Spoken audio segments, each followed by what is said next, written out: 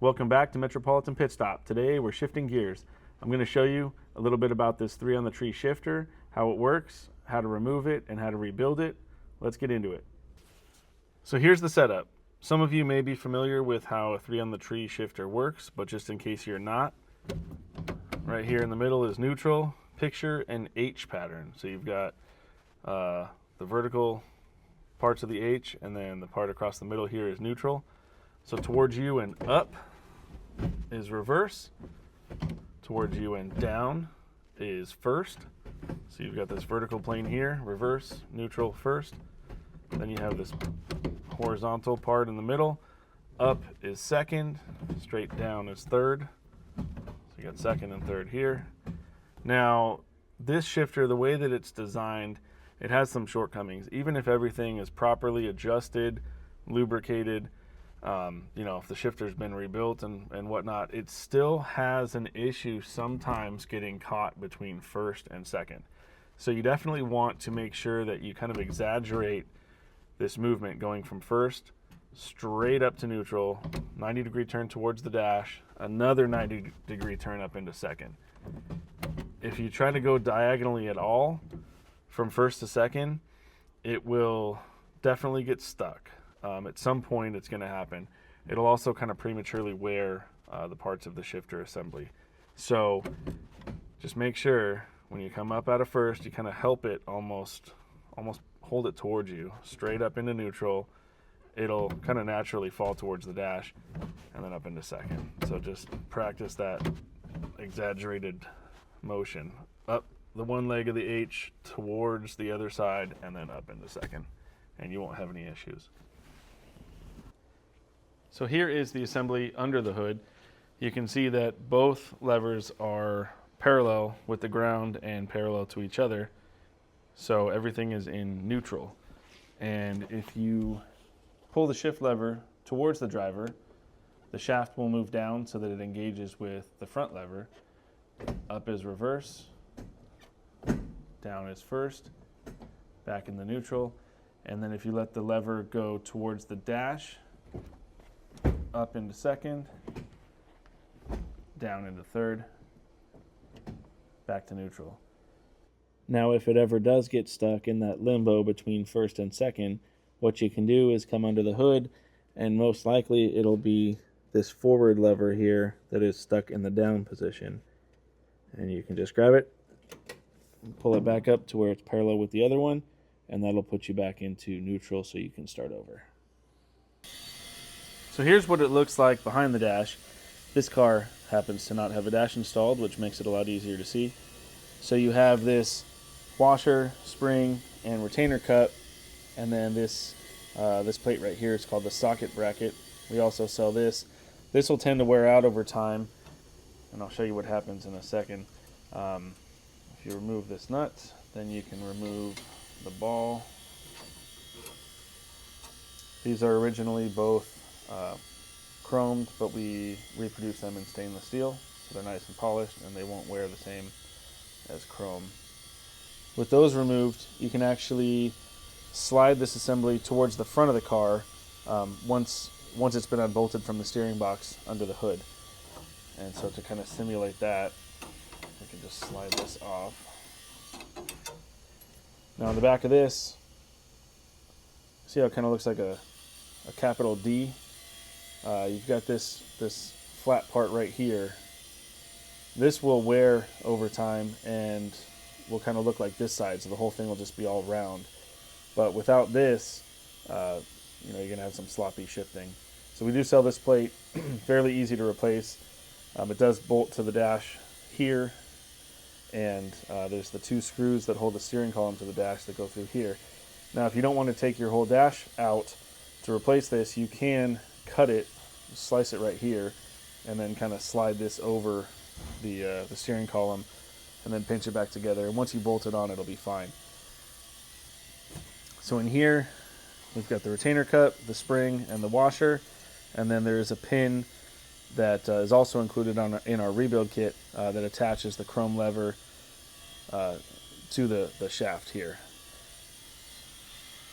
So it is difficult to see with the assembly installed in the car, but These two elongated holes right here are what attach the assembly to the steering box. And the reason that they're elongated is so that once installed, you can actually slide the whole assembly back and forth about 1/2 inch. And the reason for that is the placement of the shift lever inside the car. So it's hard to see this without the dash, but if your lever is too close to the dash so that your knuckles are hitting the dashboard, shifting into second or third, you can actually slide the assembly forward, which will kind of pivot the lever back. And if it's too close to the steering wheel so that you're hitting the steering wheel shifting into first and reverse, you can slide the assembly backwards, which will kind of tilt this forward. So that's a fine adjustment once the whole thing is installed. So those two bolts are going to attach the shifter assembly to the steering box right down there. Once you undo those, you can take out the spring clip, the two keeper halves, and the pin, and this whole thing will slide off the shaft. When that's free, you can slide your shaft forward, take off the shift knob, the nut, and the ball, and then you can free this whole thing from the dash, and then slide the whole shaft back up through the firewall and remove it from the car. If you don't want to remove the whole assembly from the car, you can leave everything intact up at that end and just remove the two bolts, the spring clip, the keeper halves, and the pin, and slide this off, and then you'll have all those pieces that you can clean, rebuild, reassemble, and put it all back. Here we have a complete shifter assembly. Obviously this has been pre-cleaned so that you can see through all the grease and muck. So basically the way that this works is when you push in on the shaft, I'll have to hold this one at the same time, it grabs that lever, and when you pull back on the shaft, it grabs that lever. So we're going to take this thing apart. First thing you want to do is remove this little spring clip. That holds these two halves of this keeper retainer in place. You can get something in there to separate these guys.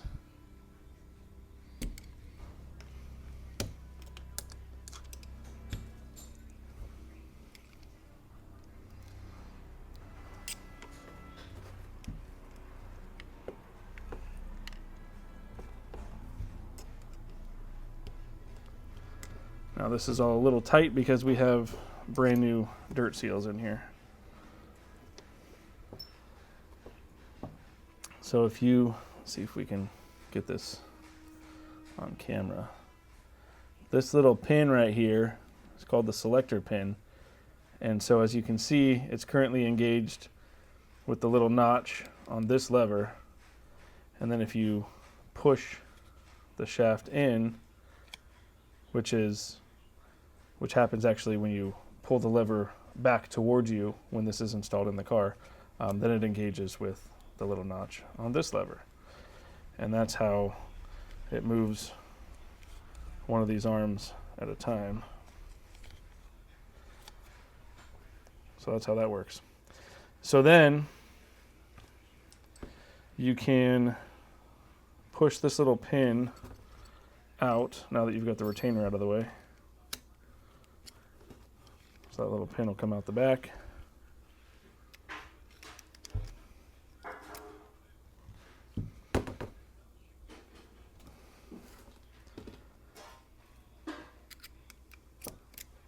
There we go. And then you can remove the shaft, and then all this stuff just comes right out of this housing. So now you've got all these lovely pieces.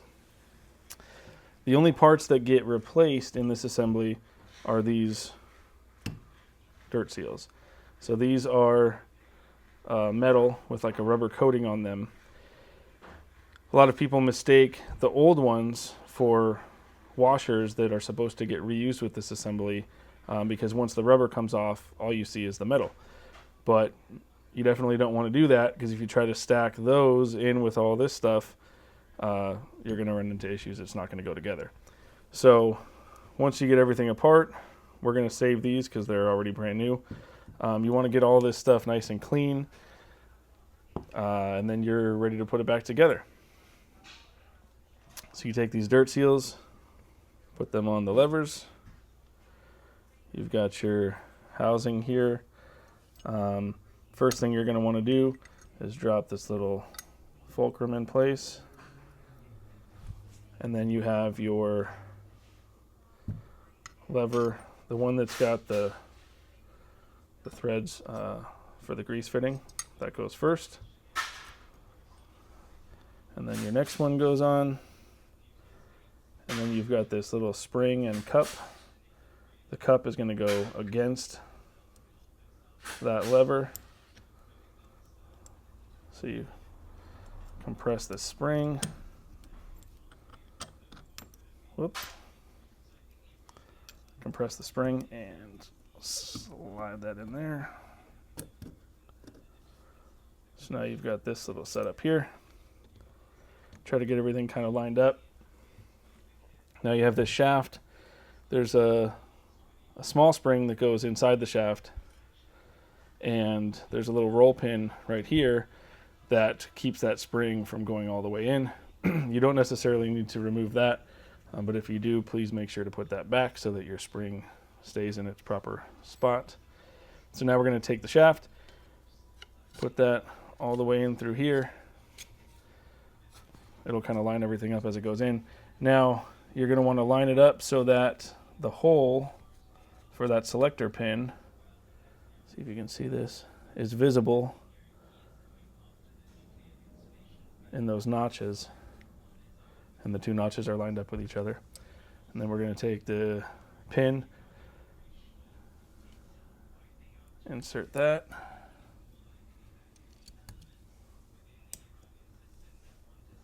And then take your little keeper retainers. It's usually necessary to spread these apart a little bit, kind of push against that spring to get this in here.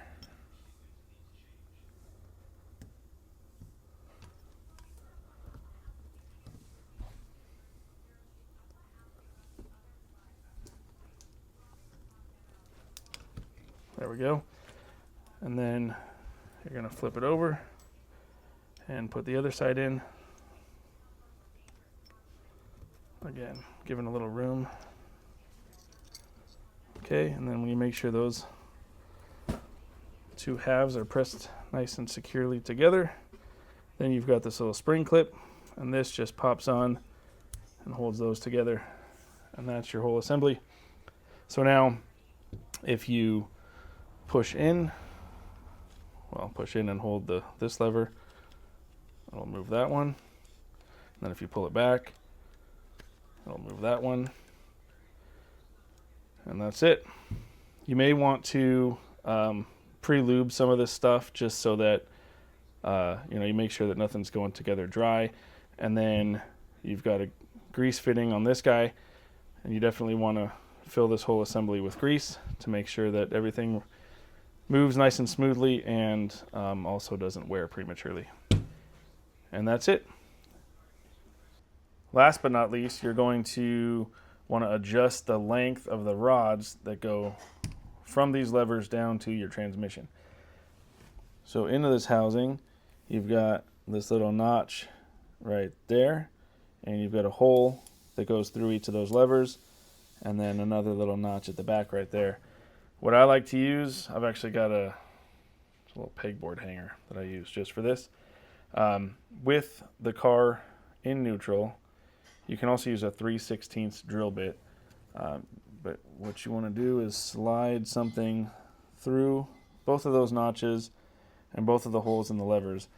And what this will do is put the assembly perfectly in neutral. So then you want to come down under the car, remove the cotter pin and washer, and slide this out from the transmission end. And make sure that it goes back as smoothly as possible. If it doesn't, you can undo the lock washer and then thread this little trunnion up or down to the point where it perfectly goes in on both of these.